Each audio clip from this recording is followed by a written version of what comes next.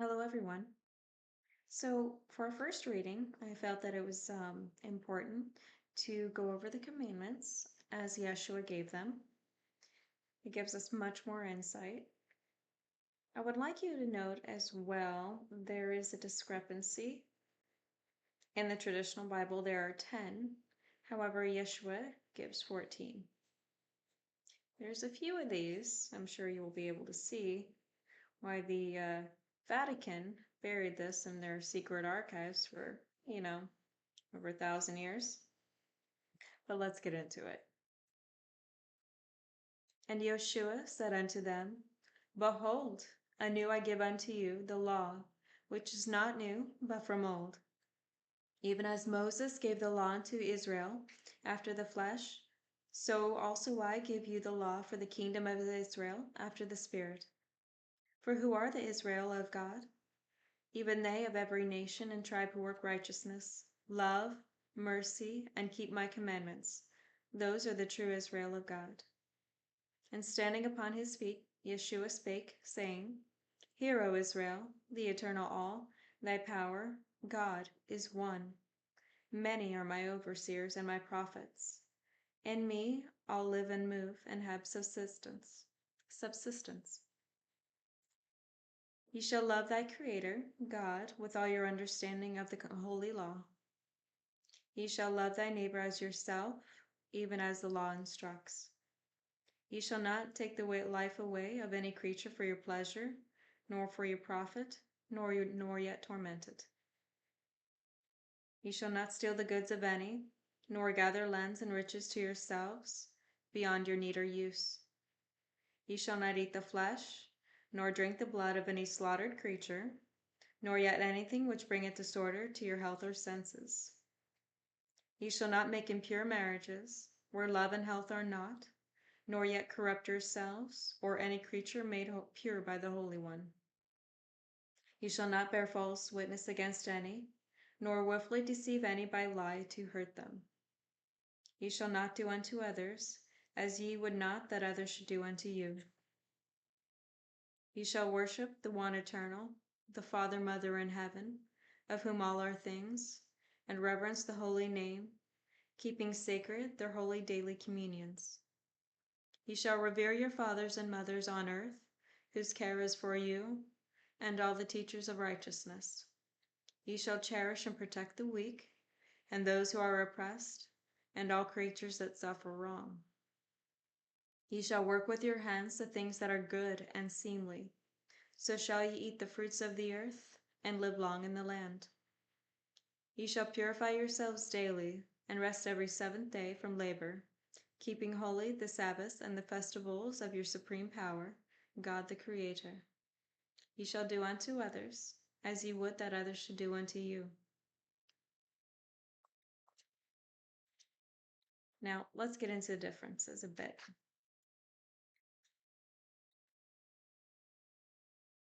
Ye shall not take away the life of any creature for your pleasure, nor for your profit, nor yet torment it. Well, this is very clearly talking about few things that we do wrong in modern society, such as fishing and hunting. That would qualify as taking the life of a creature for your pleasure, nor for your profit. That is very clearly um, hmm, something that we do wrong with the meat industry, nor yet tormented. Yeah, there's those people. They're just sadistic. Probably on the scale of psychopathy. That's actually one of the first indicators. But I'm sure in time we will move to a society where there are no sociopaths or psychopaths anymore.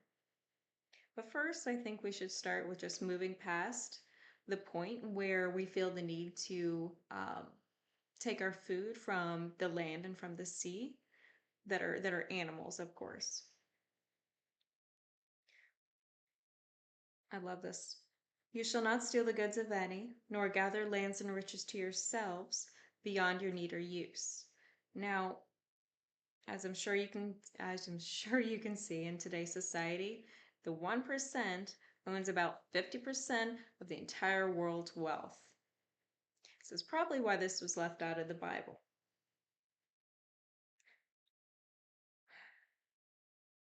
created a lot of imbalance in the world. It's led very clearly to oppression of the common man. "Ye shall not eat the flesh, nor drink the blood of any slaughtered creature, nor yet anything which bringeth disorder to your health or senses." Now, we will circle back in another video about Jesus's health reform, but this is very clearly preaching a vegetarian diet, which of course Jesus was a vegetarian who ate honey and who drank milk. Milk is of course being a gift. It's not from the dead flesh of any animal. Jesus was very against harming animals, any creature, which in fact, he emphasizes throughout his entire gospel. "You shall not make impure marriages, where love and health are not." Well, we have been doing marriage wrong for thousands of years. If you recall, in English society, for example, women were used as bargaining chips for men to gain more wealth and influence. Also, women were encouraged to marry for security. It was frowned upon, old maids were very much frowned upon in society.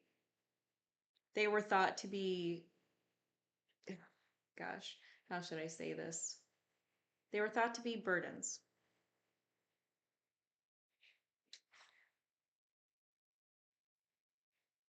Also, where love and health are not. That is another really good point. How women will sometimes marry really wealthy older men just for stability and, of course, money.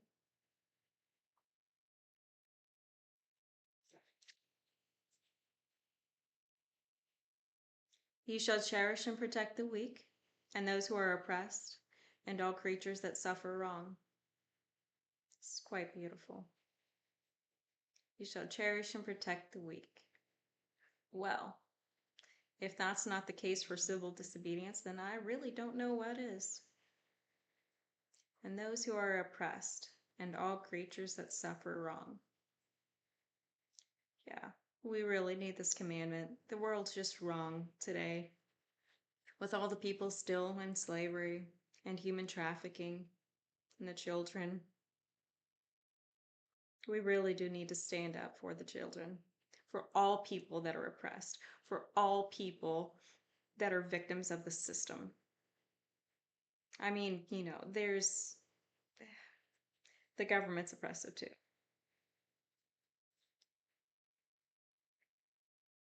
"You shall work with your hands the things that are good and seemly."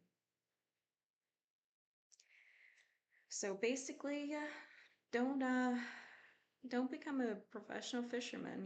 There are many things that are not good and seemly, like, I don't know, the pornography industry, for example. That would be another thing that is unseemly according to the gospel. "So shall ye eat the fruits of the earth and live long in the land." Again, that circles back to vegetarianism. And again, that also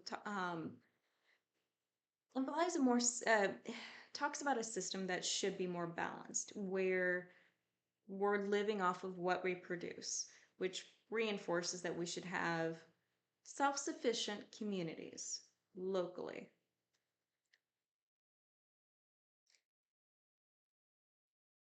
This is quite beautiful. There's one other bit I would like to read. It's quite interesting.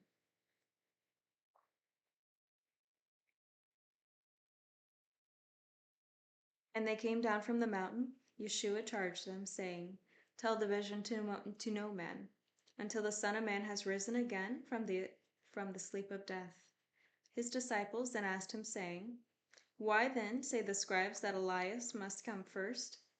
And Yeshua answered and said unto them, Elias truly shall come first, and make all things ready.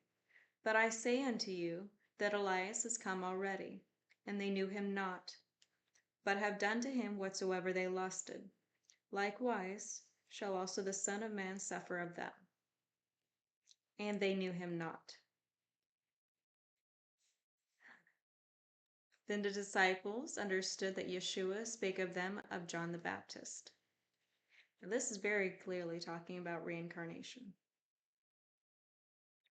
Well, if that isn't evidence, then I don't know what is, but of course, I'm sure there is much more that we can circle back to at another time when I find some more corroboration of that.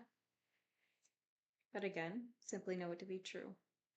But I encourage you, of course, use your own discernment. I will include the entire passage. Yeshua again gives the holy, humane law for you to read. Thank you so much. Peace be with you.